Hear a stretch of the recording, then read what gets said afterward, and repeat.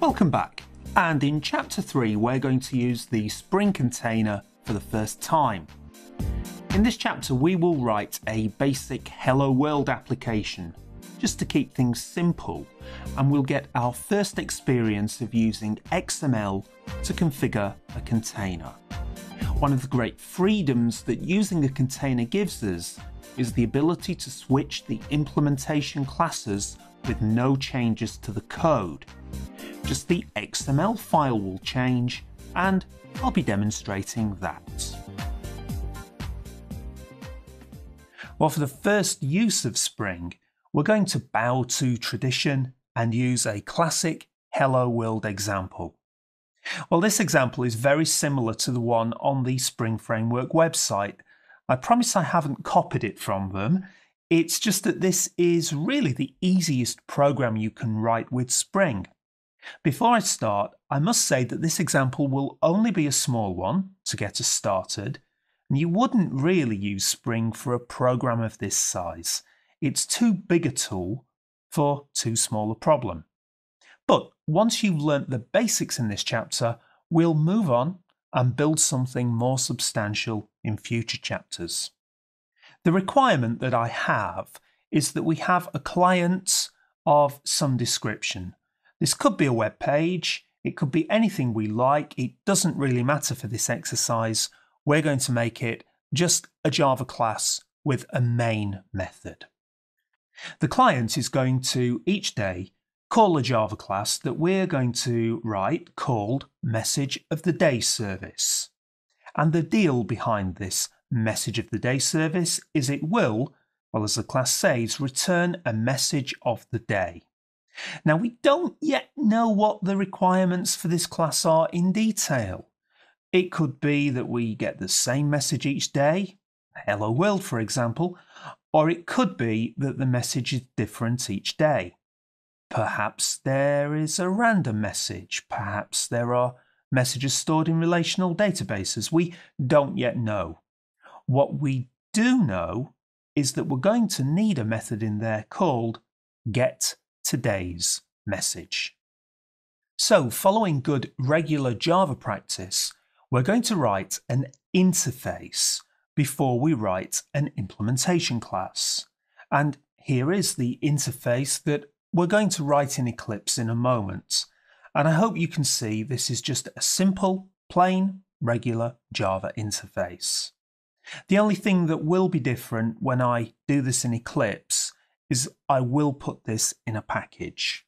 For the implementation, this is a very basic implementation, and I've reflected that in the class name.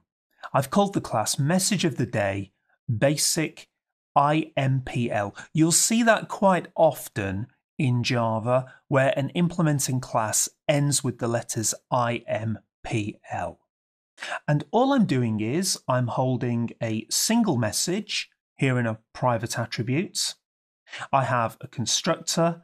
Well, I didn't really need a constructor in this case, but I just wanted to remind you that you can have a constructor if you want. Maybe we could have put in there a default message. And now the setMessage method. This is where I'm going to use Spring's dependency injection to allow me to configure this message, this dependency, in an external XML file rather than in the code itself. And finally, it's the getToday's message method. That's the method that we defined in the interface, so it needs to be there. Now, notice that the setMessage method does not appear in the interface for this class. Now, I'm not going to tell you why that's the case just yet, but maybe you want to start having a think about why that's the case now. I'll come back to that towards the end of this chapter. So what we'll do now is we'll switch across to Eclipse, we'll start a brand new workspace, and just make sure that these two classes compile before we bring Spring into the mix.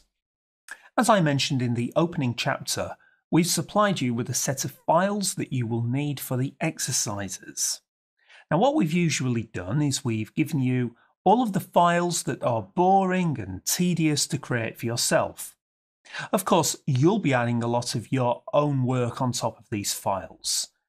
So for example, look in the Starting Workspaces folder, then in Message of the Day, and you'll find in there a folder called Message Projects. Inside there, there's an SRC folder, and that will contain any source code that we're pre-supplying for you. Now, in this example, we're just giving you a skeleton version of the XML file you'll be seeing in a moment.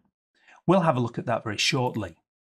The bin directory, of course, will be where the Java binary lives, and the lib directory contains the jar files that we looked at in the opening chapter. Now, for this exercise, I've assembled the jar files that you're going to need for the Hello World example. You'll see that it's not the full set of Spring jar files. We just have 4 of them here, together with Commons logging. These are just the basic jar files. In later projects, later chapters, we'll need a lot more jar files than this. So open up your Message of the Day workspace. And depending on your version of Eclipse, you might see slightly different screens to the one I have here, but usually you get some kind of a welcome screen, which we can immediately close. And although we do have a project in the workspace, by default Eclipse won't recognize that project. To bring the project into the Package Explorer, there are a few different ways you can do this, but my preferred way is to go to the File menu, select New, and Java Project, and be sure to select Java Project here. And then for the project name, we need to type in exactly the same name as the folder in which our project lives. And recall that that folder is called Message Project with a capital M and a capital P. So if we type that into the project name field, if you watch what happens as soon as I press the last character here, a little info box has popped up at the bottom saying the wizard will automatically configure the environment based on the existing source. If you don't see that info message, then be sure to check your spelling here, and if that spelling is correct, then make sure that you've opened up the correct workspace. All being well, we can now click Finish, and I can open up the project, and I can look inside the SRC folder. Well, really, as I said, the only file we have so far is this file called application.xml, and I'll be describing what's inside there in just a few moments. So let's leave that for now. Our first job is to write the interface class. And just to remind you, that's what the interface needs to end up looking like. Now I need to start doing this code a bit more professionally now, so I'm going to start using proper packages. So we'll go to File, select New and Interface. The packages I'll use on the videos will be com.virtualpairprogrammers, and use your own if you prefer. And I'll put in a subpackage here called MOTD for Message of the Day. And the interface name is Message of the Day Service. And my single business method in here is called getToday'sMessage. It takes no parameters but returns a string. So just normal Java, and that's compiling. I've no problems here. And next, I'll create my basic implementation. So we'll go for a new Java class. And I suggested on the caption that we call this Message of the Day Basic IMPL. Now, to save time, I can add into the interfaces list the message of the day. And if I just type message of there, it comes up as the only matching option. And the good thing about that is, as long as I have this tick box checked here, then when I click Finish, it will automatically build a skeleton version of this class. Rather curiously, I have an error in there. If I just hover over that, it's complaining that this method isn't correctly overriding a supertype method. In other words, it thinks that this method doesn't appear in the interface. Well, public string get today's message, public string get today's message. Well, that looks correct. I think it's just because I haven't saved this interface. There's a asterisk there by the file. So if I just save that, yeah, the error's gone away in the implementation. Now you can forward wind the video a few minutes if you find this boring, but I'm going to implement the rest of the class as on the caption. So first of all, we have a private attribute, which is going to be holding the message, just a single message in this class. I had a constructor on the caption, but as I'm not really using it, I'm going to not bother with that, and we'll just rely on the default constructor. That's fine for now. And we need to supply the set message method, and the implementation of that is just a trivial save the parameter into the attribute. Oh, and of course, I also need to put a reasonable implementation inside this get today's message method. Well, for this very basic implementation, we are just going to return the message. Now, I promise I'll get a little more sophisticated than that later on. Great, so both classes are now compiling, and at this point in real life, we could write a unit test to make sure the class is working okay. Now, we won't do that because this isn't a unit test course, and also there isn't really enough business logic in here to test. What we'll do now is we'll write the client's part of the application. Now, ordinarily, in a basic Java program, the client would probably just create a new instance of the service object and call its method. Now, we saw in our earlier discussion about dependency injection that we could use instead a container to sort of prepare the object, to fill in all of its dependent objects. In this case, the dependency is that message. So on this picture, I'm just showing you the general pattern of how we're going to work with Spring, and then we'll switch back to the code. So the client, instead of creating the message of the day service itself, is going to get the object from the Spring container. Now, Spring, by the way, calls objects beans. I'll stick with that terminology from now on, but please don't worry about that term. A bean is just an object. So how does Spring create this service object? Well, it's going to work from a config file. Now, traditionally, these config files are written in XML.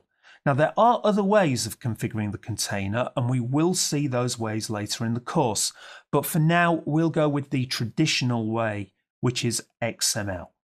So the Spring container will look at this config file, and based on what it finds in there, it will create an instance of our message of the day service.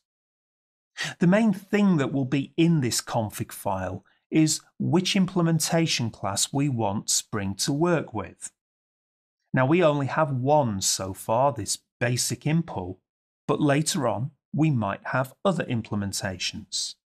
So we put that in the config file. Now, the other thing that's in the config are all of the properties for the objects. Well, we've seen that our class has a single property, or a single attribute if you prefer, called message. Now, that message can vary. It's a dependency on the message of the day service, and we want that message to be able to be set by a system administrator. So we're going to put that message in the config file. So the next thing that Spring will do, and I'm calling this step 2.1 here, is that Spring will call the set message method, and it will pass through whatever data was in that configuration file into the objects. So the client hasn't directly instantiated the message of the day service. Spring has done it instead. and all of the runtime dependencies have all been managed from the container and from the config file. The situation that we're in now is that this client will now have been handed a direct reference to the message of the day service. And from here on, everything is very simple now, because in fact, the container is no longer needed, or at least for this example. The client has a reference to the message of the day service, and therefore the client can now call the method it needs. Now, just one last time, I'll remind you that this may sound like quite a long-winded solution to a small problem. And it's true that we probably wouldn't use Spring for something as simple as a message of the day service. But once you understand this process, it's not much work to start configuring services, data access objects, connection pools, transaction managers, and all types of complex objects. And we'll be doing that through the course, and the underlying process is as simple as this. Well, as we saw from the picture, Spring needs a configuration file so that it knows two things. Firstly, which specific implementation of the class does it need to create? And secondly, what properties will the object need once it's been instantiated? Now, there are two main ways of doing this. One is to use annotations, which we will work on later. But first, we'll look at the XML way. This method has been in Spring since the start, and I think of it as the traditional way of working. There are pros and cons to annotations and XML. We'll talk about that later. For now, let's look at the file outside of Eclipse so we have a full understanding of this file before we start coding. The outer tag of any Spring XML configuration file is this beans tag here. And the idea is this tag encloses the definition of all of the beans, that's all of the objects that you want Spring to configure. Inside the beans tag will be a series of bean definitions. Now we have just one here. And the first thing to notice about a bean is that we must give each bean a name or an ID.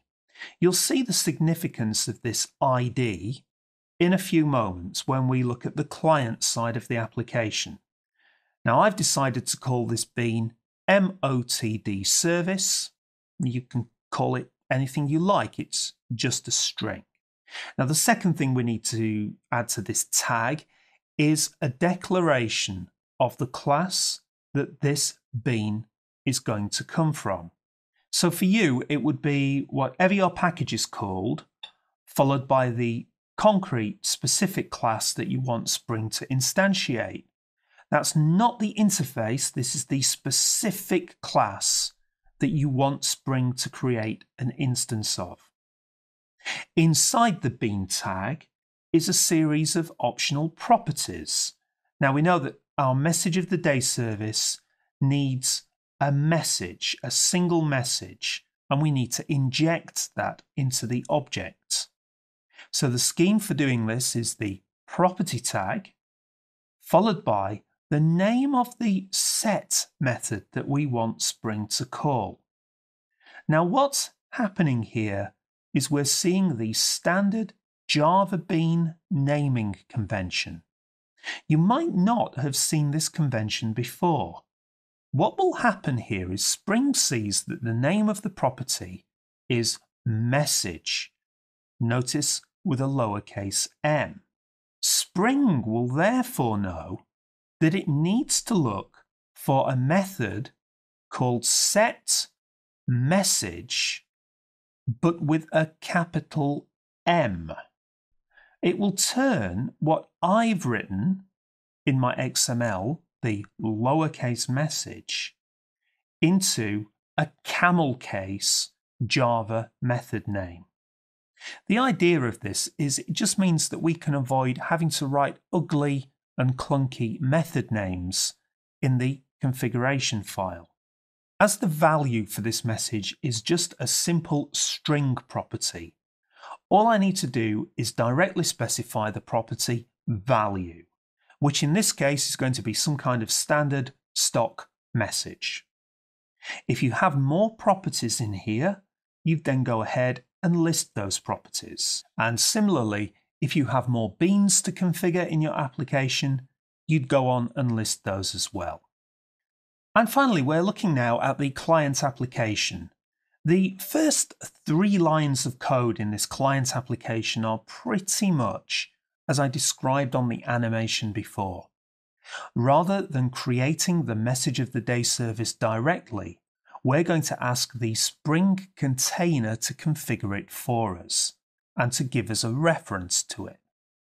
Now, the first line of code here is where we're creating the Spring container. Now, notice the big, ugly class name here. ClassPath XML application context. I'm afraid the class names in Spring can be a bit, well, long. Really, that class name translates as container. If you want to think of ClassPath XML application context as being container, you won't be far wrong. And notice in fact that I'm calling the resulting object just container.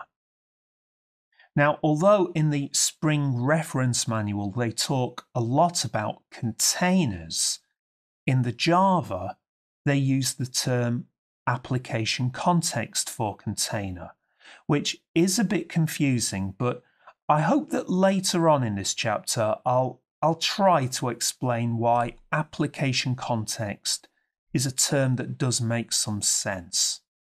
It's a bit jargony, but for now just think of it as a container.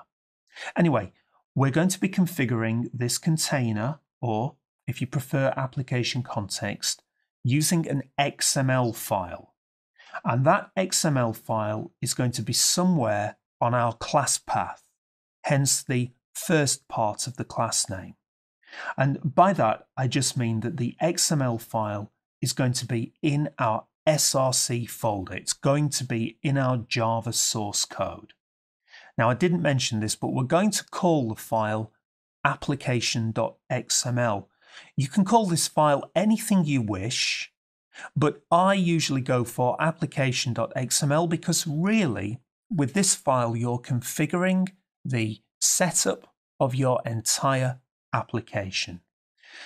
Well, line 1 was an ugly line of code, but once it's done, we've now got the container up and running. The main thing that we want to do with this container is to access the beans that we've configured. And the way that we access the beans, and this is where that ID comes into play, you'll recall that we gave our message of the day service an ID of MOTD service. Now, the way that we access the bean from the container is to call the getBean method. I'd say the getBean method is the most important method, probably in the whole of Spring. As you can see here, in the parameters, we're firstly specifying the ID of the bean that we want. Oh, in the getBean method, we also need to specify what the type of the object is. Now, this is just so that Java can maintain its type safety. There are a few options here, and I think I'll wait until we get into Eclipse to show you those options. If you know about Java generics and Java types, you'll know what's going on there. Now, once we've completed those 2 steps, we're back now into standard Java. All we have to do now is call the business method that we want, and in our case, it's called getTodaysMessage. Now, there is one final line of code, and you might not always see this in a Spring application. In fact, on the first edition of this course, I didn't bother calling this method because it's technically not needed. This close method is telling the container to close at the end of the program. Now, this will give the container a chance to do any work that needs to be done before the objects in the container are destroyed. Now, we really don't need this here because they're just basic Java objects. But before long, we'll be writing applications that open database connections, and maybe open files or other kinds of resources. So it will be through this close method that the container, that Spring, will know it needs to close connections, clean up resources, and so on. So for this edition of the course, I've decided to always call close, just because I think it's good engineering practice. So that's a lot of talk. What we'll do now then is switch across to Eclipse and see if this all works. So I've already transferred across the XML, and there's nothing of difference between this and what you saw on the caption a few moments ago.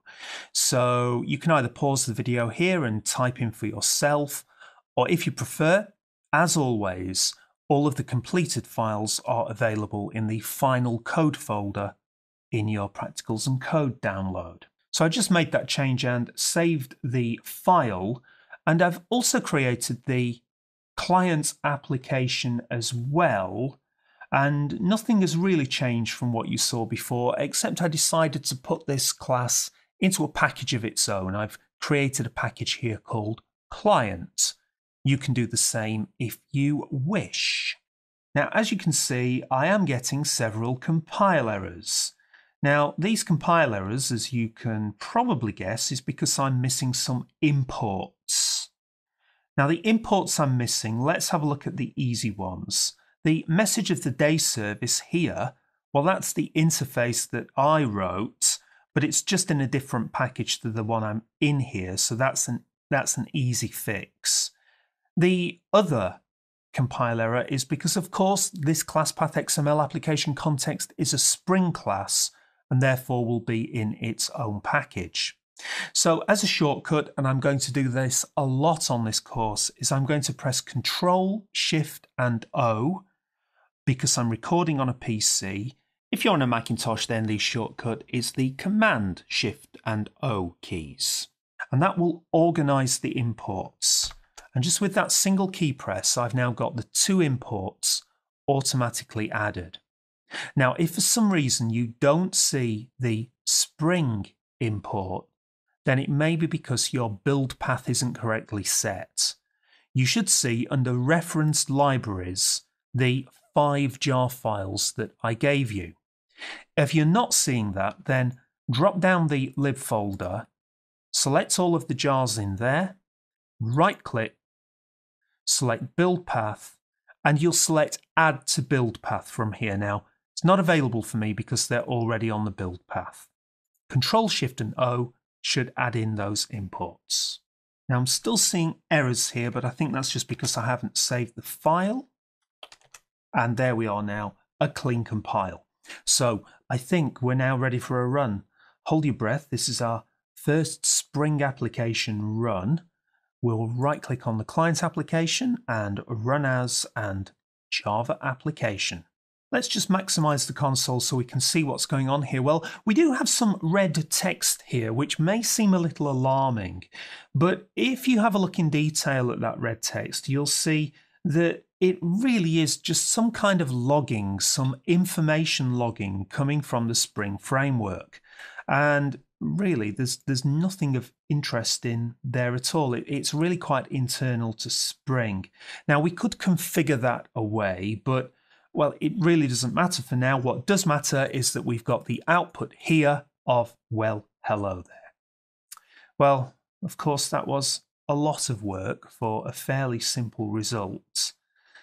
But what I hope to demonstrate now for the next few minutes is just how flexible this solution now is. Now, the most obvious piece of functionality, I guess, is that the message of the day can now be easily changed by the system administrator without the need to recompile any Java code. All we would need to do is to go into the XML file, and let's say a particular customer is not happy with this message of the day. I don't know, because it doesn't translate well in the particular country the system is running in, and they want a completely different message. All they would have to do is make the change here, save the XML file, and then we run the application again. And as you can see here, we have a different message. By the way, you may sometimes see the message output in the middle of the red text, as you can see here. Now, the reason for that is because the red text is the error stream in Java, and the error stream is not buffered. I think the reasoning is that perhaps with errors you want to see them immediately, whereas anything written to system.out is buffered and sometimes appears at a completely different time. I don't really understand that, but the point is this can be a little bit random. If I run it a few more times, then yeah, you can see sometimes it's in a different order. So, okay, that's the first bit of flexibility, but that's a bit boring, really. We could have got the same result from a properties file. The real flexibility in Spring is that we can now change this implementation class without affecting any of the rest of the code. Let's demonstrate. Let's say that we've got many customers of our new application, and lots of them are really happy with our boring message of the day. Their message of the day never changes unless a system administrator can be bothered to change the XML, but most customers are happy. But a few customers are starting to complain. They'd like to see a more dynamic version of this message of the day service. They'd like to see a different message every day, depending on the day of the week. We want to be able to accommodate those customers, but we don't want to upset the customers who are currently happy with their static implementation. So, in other words, I can't just go into here and start adding the new functionality because we need to leave this class as it stands. So I really need to provide an alternative implementation. Now, if I look across at my interface, the message of the day service interface, I guess what I really need to do here now is create a second implementation of this same interface. So let's do just that. Now, the difficult thing is, because I've already got one implementation of this, is coming up with a reasonable name for it. You'll find that sometimes these class names get quite long. I'm going for message of the day, daily dynamic implementation, and I'll just use IMPL for implementation. Well, it's not a very pretty class name, but it will do for now, and I'll come back later and talk a little bit about these class names and why it doesn't necessarily matter if the classes are a little bit ugly. So I want this class to implement the same interface as the previous implementation. So it's already giving me message of the day service there, but I could have typed message of in here, and it would have given me that as a suggestion. And if I click on finish, as before, I'm already getting a basic stub implementation of this class. So I'm now free to come up with any implementation that I like. Now, as this is just standard Java, I've already written an implementation off camera. Now, you can get this from the finished version of this system in the practicals and code folder. I'm not going to bore you by typing it in here. I'm going to save some time here by fading to the code that I prepared earlier. Well, here is the class that I implemented off camera then. I don't think this is going to win any Java coding awards, but at least it's richer than my previous implementation. So let's go through it. First of all, I have a class here with that big, long, ugly class name, but it's implementing the same interface as our previous implementation. This time around, instead of injecting the messages, I've just hard-coded them in straight into a Java array called messages. Now that's not very sophisticated, but I'll return to that shortly.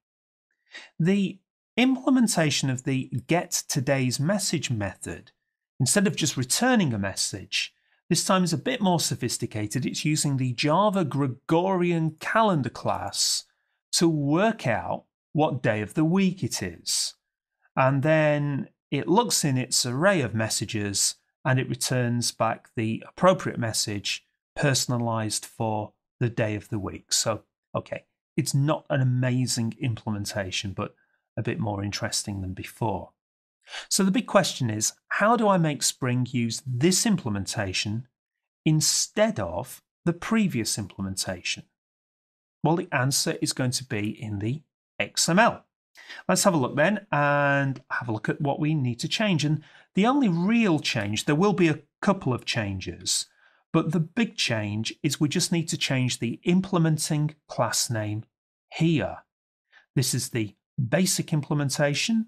All I need to do is replace that with the class name I came up with before. It's going to be the daily dynamic implementation.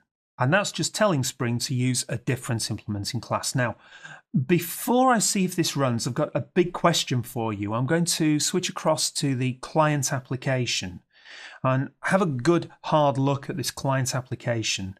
And the question is, what do I need to change in this client application? Well, the answer is, and well done if you came up with that answer, is we would have to change absolutely nothing. Nothing in this class would change. Although we have a new implementation of the interface, because I followed the principle of programming only to an interface, these two references here are just the interfaces rather than the concrete classes. Therefore, I've now brought in a new concrete class into the system, but because Spring is dealing with that, once we've changed the XML, then Spring will pass it back to us and we don't have to make any further changes in our client code. So effectively, as long as this client side gets back an object that has a method in it called getToday'sMessage, then it's happy. It doesn't know or care what the actual implementing class is. Now, when we start to build bigger programs, this ability to kind of plug in alternative implementations without changing any of the code is going to be a big improvement to our architectures, and that we could change entire parts of our application with just a little bit of XML config. Well, let's see if this runs. And I'll maximize the console, and we have a big error. And it is a common feeling with many Spring programmers that these call chains that you get when Spring crashes can be quite intimidating. But if you look through the exception, you can probably ignore most of it. Most of it's just the call chain. If you look towards here, I'll just put a highlighter on that. It's saying invalid property message of bean class.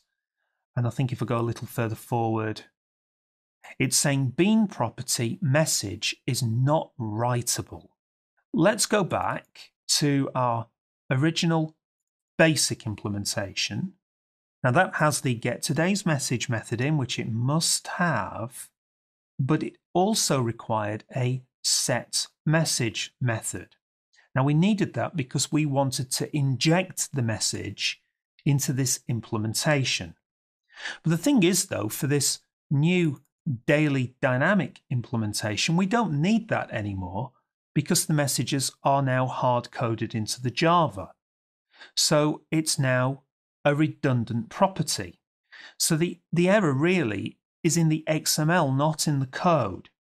If we look in the XML, we can see that we are still trying to configure the message property with this value of howdy, and we simply don't need it. We can get rid of it. So you'll see now that this XML file is completely different when we want to run with the daily dynamic implementation from how it looked when we ran with the basic implementation. So what we have really are different XML files for different contexts. In my requirement, different customers wanted different implementations of this service. So you would simply give each different customer their own tailored XML file. The XML is describing how we want the application to be configured based on some context, which is why Spring uses this rather jargon term of application context. I just want to re-emphasize though that the most important message from this entire session is that client application is completely unchanged. I didn't need to do any recompiling or any serious rebuilding of my app. So let's make sure it runs. And by the way, before I run this, I'll tell you we're recording this session on a Friday evening. So let's see if the message appears to mention the word Friday. So I think that looks okay. To be honest, I would probably, for the dynamic implementation, I will probably want a decent unit test on that, because I have no idea if my use of Gregorian calendar is robust or not. I hate the Gregorian calendar class, but it's certainly working today. Now, before we finish this chapter, there is one thing that's been bothering me about this daily dynamic implementation, and that is, of course, we're hard coding the messages into the class, which isn't very clever at all. I would much rather that these messages be injected as a dependency instead of them being hard coded. So I'm going to change that, but I'm conscious that I want this class to be in the final code so that you have a copy of this class for yourself if you need it. So of course what I can do instead of changing this is I can now create a third implementation of the interface.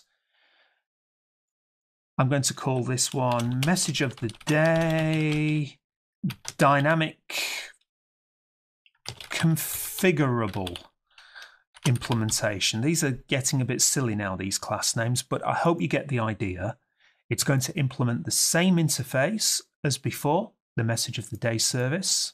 The difference this time is the property holding the messages I'm not going to configure in here. I'm going to inject the values using Spring.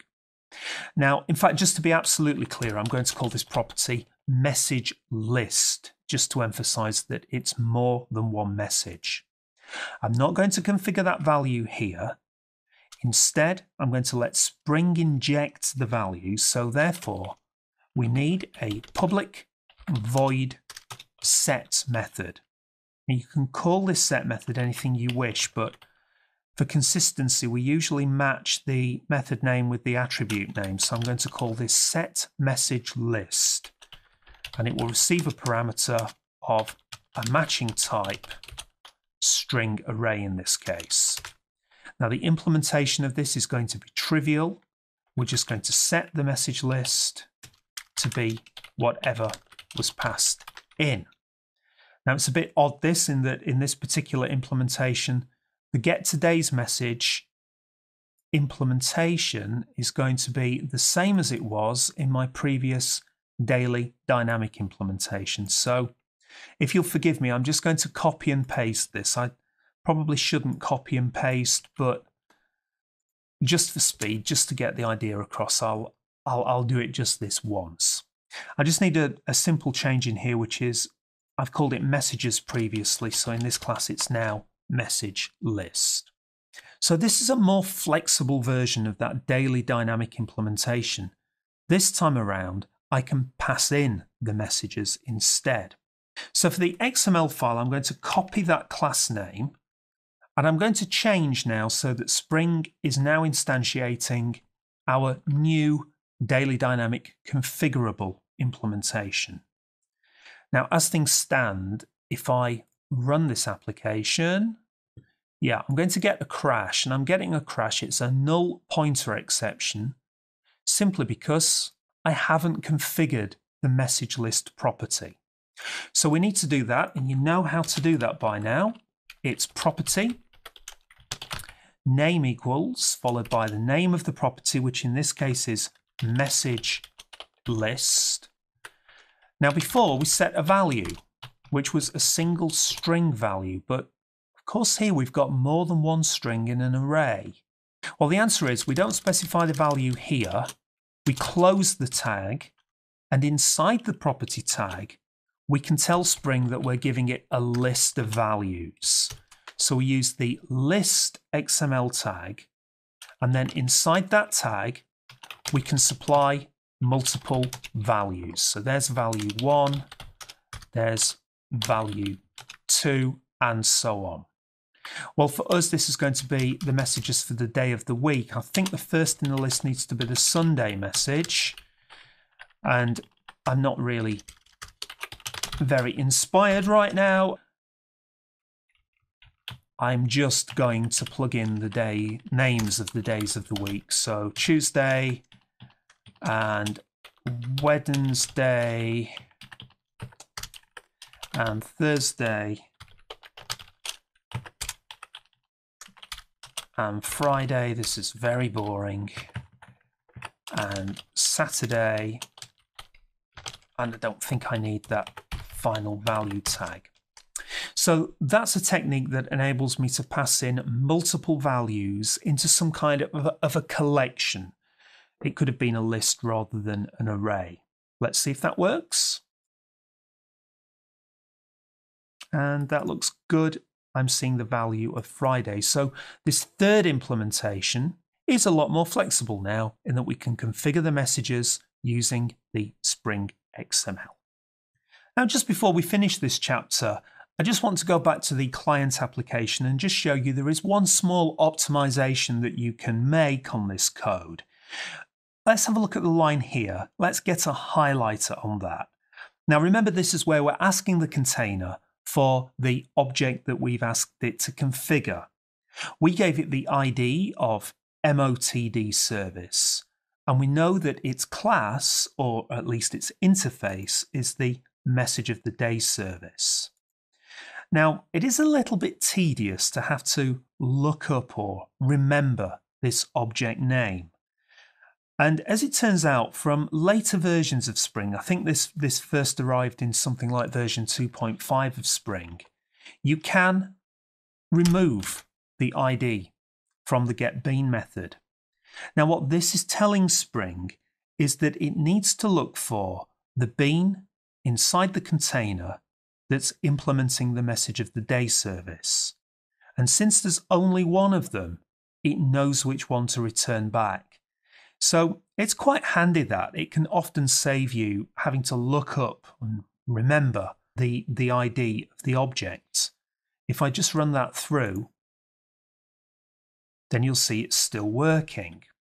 Now, the problem with this, it's not actually much of a problem as it happens, but the problem would be, of course, if for some reason you had two beans, which need to have different names, so I'll call this MOTD2, and maybe the class of this one is something different, virtual pair programmers, MOTD dot message of the day. We'll make this one be the basic impl. I won't bother putting the property in for now because I don't need it to demonstrate the concept. We now have two classes in the container implementing the same interface. Well, in this case, if I run and maximize the console, we have an exception, and it's saying there is no qualifying bean of type message of the day service. And yeah, that's helpful. It's saying it's expecting a single matching bean, but it found two, and they're called MOTD service and MOTD2. So if there were multiple implementations inside the same container, then in that case, you would need to qualify things by specifying the ID here. And now the code runs. But you're going to find actually, even in quite complicated production systems, that in a single container, you only have one implementation of any particular interface. Now, we'll have to go a little further with Spring before I can prove that to you, but it just is the case that often you only have one implementation of a particular interface. So it's quite a useful optimization that we can often remove the name of the bean that we're trying to look up. Just for the purposes of the practicals and code, I'll remove that second implementation because it's not really doing anything useful. Well, I can hear music playing now, so we're nearly finished for this chapter, but just as a closing comment, you probably felt a little disgusted with my class names here, and they were getting pretty ugly, especially this third one, the daily dynamic configurable impl. But you're going to find that a lot of Spring projects do use these fairly clunky implementation names, and my feeling on this is it really doesn't matter. It's actually quite useful to give a good description of why you have a particular implementation. Now, you might object because, well, it's a lot of typing and it's going to make your code look uglier. But I just want to draw your attention to the fact that, in fact, in the code, we never referred to the implementation class. We never used that ugly class name. Throughout the code, we've been using the interface name, which I will always strive to make a very nice, crisp, short name. Message of the day service.